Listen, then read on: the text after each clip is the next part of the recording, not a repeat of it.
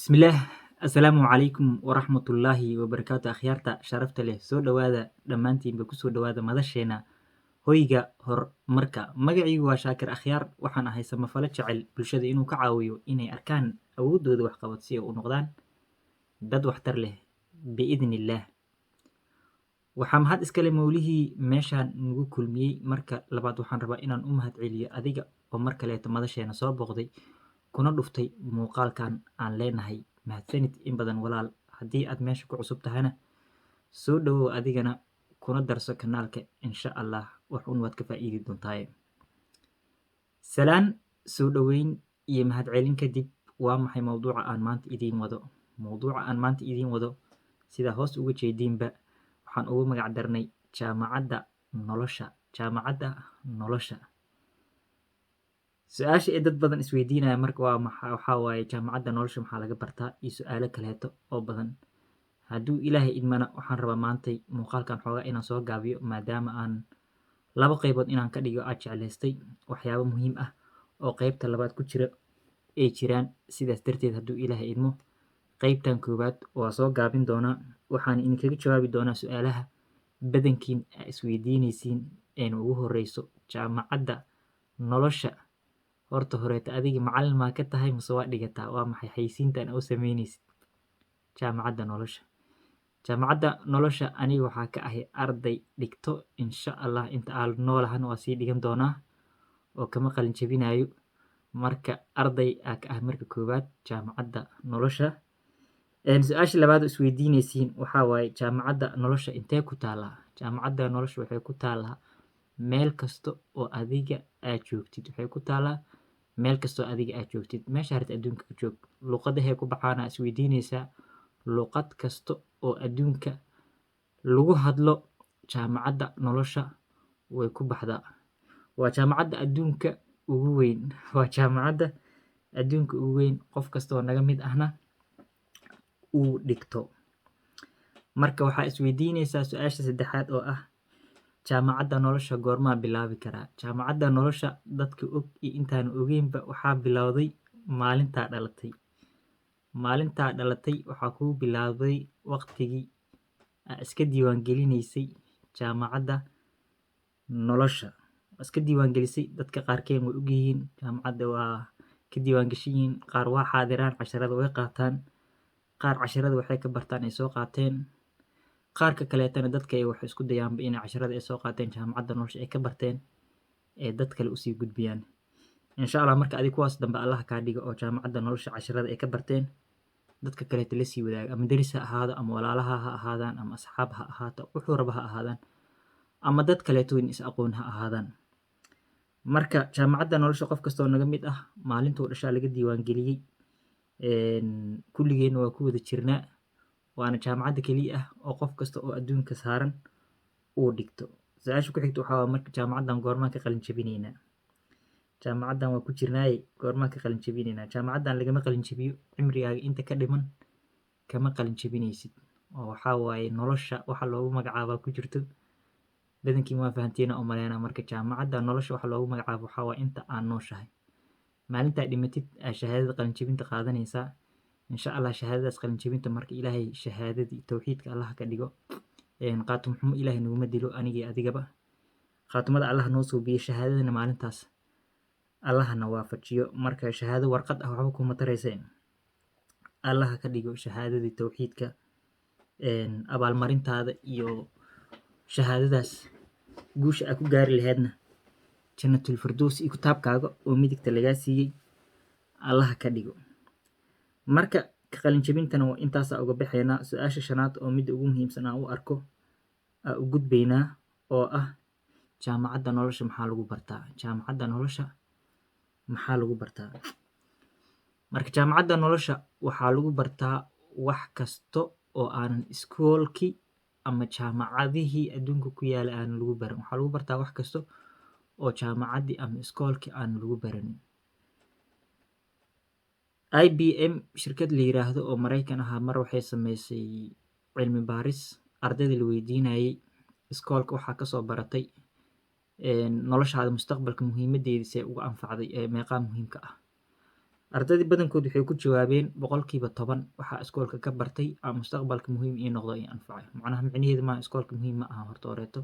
Iskoolka waa muhiim, laakiinse waxaa jirto boqolkiiba 10 meeshay ka yiraahdeen macnaha wixii muhiim ah waxay ka dhigan tahay boqolkiiba 90 waxyaabihii nolosheeda mustaqbalkeeda muhiimka u ahay iskoolka kamaana baran, la iguma barin ama meelo kaleeto aa ka bartay ama qaarkood ilaa haddeer ma aqaano. Marka jaamacadda nolosha muhiimadeeda waa intaasay la eg tahay oo boqolkiiba 90 dadka meelaha jooga shahaado kasta haysto haddaa rabtid. Jaamacadda nolosha haddaa cashiradeeda aad waxba ka aqoon, tusaalayaasha insha Allah gadaal ka soo qaadan doonaa. Haddaad cashiradeeda waxba ka aqoon ama aad waxba ka baran, adigoo 100 shahaado xambaarsan ah waxaa laga yaabaa maalintii koowaad oo shaqada tagtay in jaamacadda nolosha mid yaroo kasoo baxay uu guul gaaro adigina aa meesha guul darro aa kala hooyatid oo meesha kaga carartid.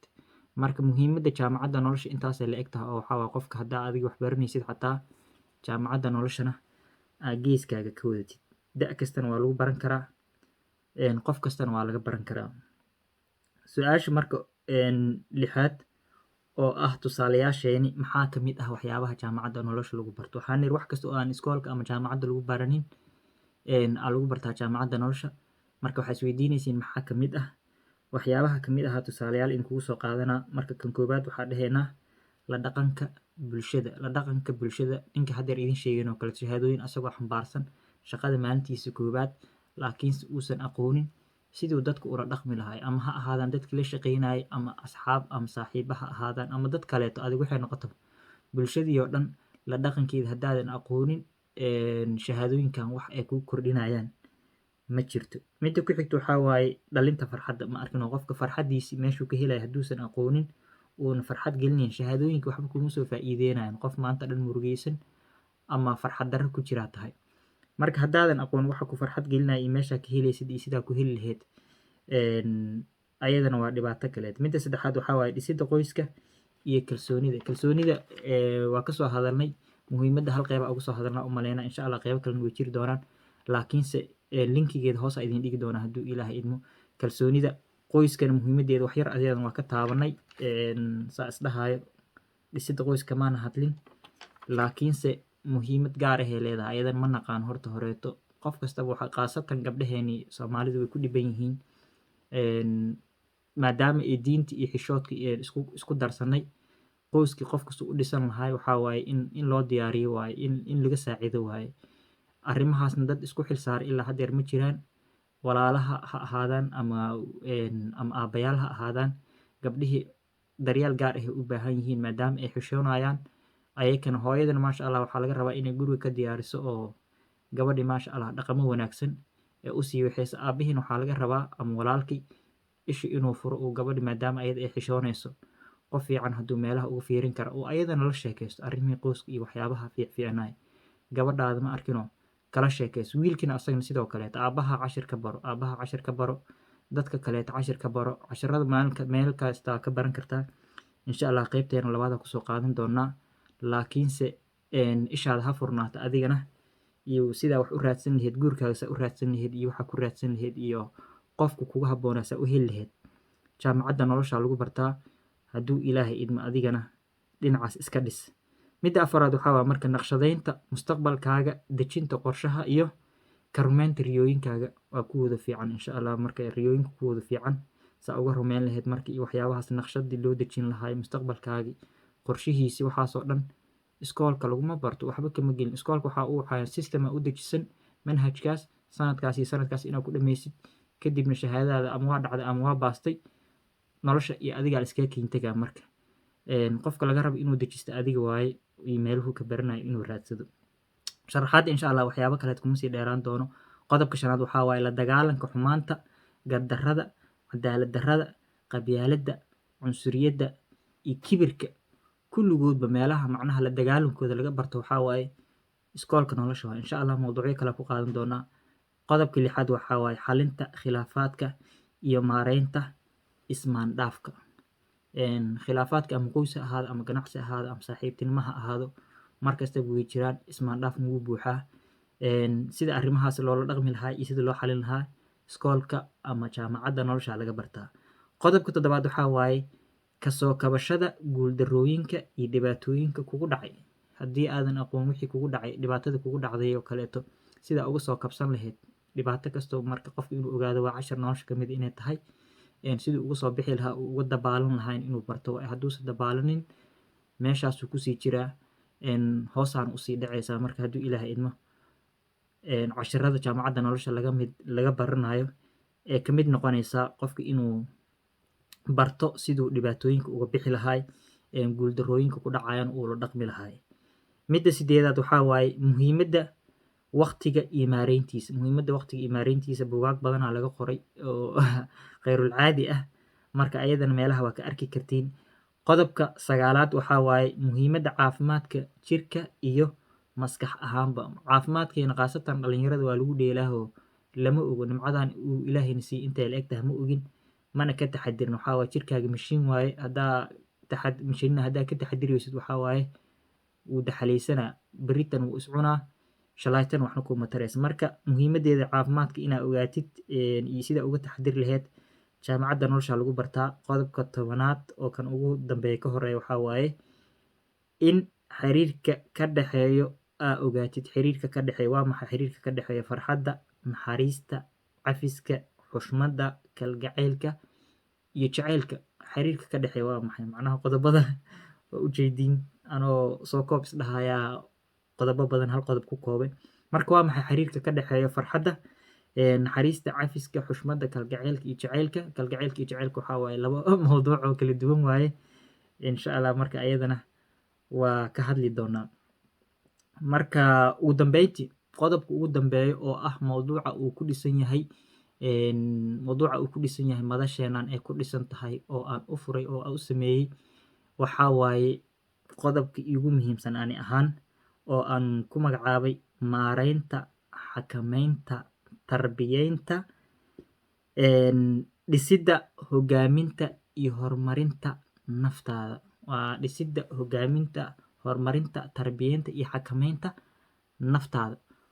Muhiimadda ee leedahan waxaa waaye naftaada haddaa ka adkaatid oo aad maareysid oo aad hormarisid adduun iyo aakhiraba insha Allah waxaa waaye guulo waa gaari kartaa. Laakiinse haddaadan ka adkaanin ee naftaada ayada ku hogaamiso, adiga hogaamin weysid, meel xun ay kaa ridaysaa.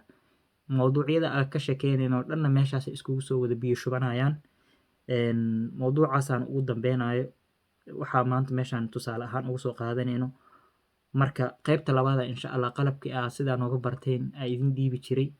Qaybta labaad qalabkii iyo muhiimadda iyo meelihii laga baran karay iyo waxyaabahaas hadduu Ilaahay idinla wadaagi doonaa. Qaybtan intaasaan kusoo gabagabeynaynaa. Intaa kulanka kan xigno ka gaarayna Ilaahay waxaa intiga rajeynayaa nabad iyo naxariis, cimri dheer, caafimaad iyo cibaado suuban. Ballanteennuna waa raadsan reeb.